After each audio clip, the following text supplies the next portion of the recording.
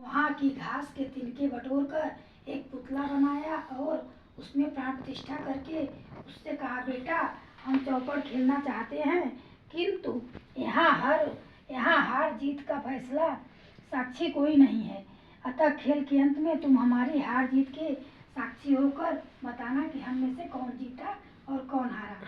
खेल आरंभ हुआ। देवयोग से तीनों बार पार्वती ही जीती। जब अंत में बालक ने हार जीत का निर्णय कराया गया तो उसने महादेव जी को विजयी बताया। परिणामतः पार्वती जी ने रुष्ट होकर उसे एक पांव से लंगड़ा होने और उसको कीचड़ में पड़ा रहकर दुख भोगने का श्राप दे दिया। बालक ने विनम्रता पूर्वक कहा, माँ मुझसे अज्ञान बस ऐसा हो गया, मैंने किसी कुटिलता या द्वेष के कारण ऐसा नहीं किया, मुझे क्षमा करें तथा साप से मुक्त का उपाय बताएं।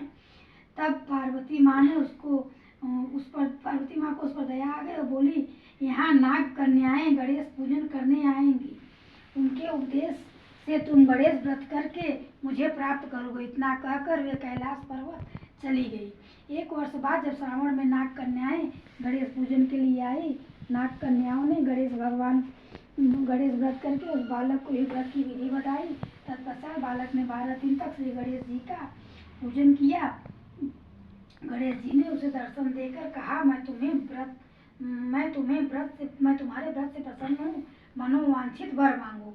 बालक बोला, भगवान मेरे पाँव में इतनी शक्ति दे दो कि मैं कैलाश पर्वत पर अपने माता पिता के पास पहुँच सकूं और वे मुझ पर प्रसन्न हो जाएं।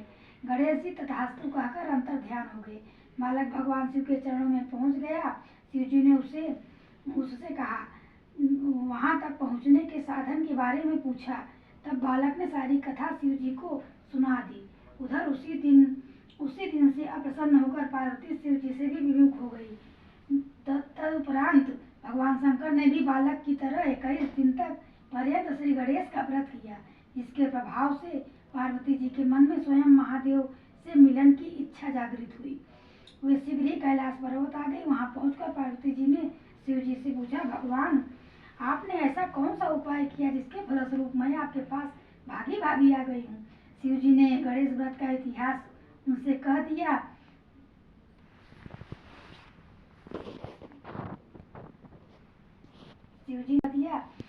तब पार्वती जी ने अपने पुत्र कार्तिकेय से मिलने की इच्छा से 21 दिन तक पर्यंत 21 की संख्या में दुर्वा पुष्प तथा लड्डुओं से गणेश जी का पूजन किया।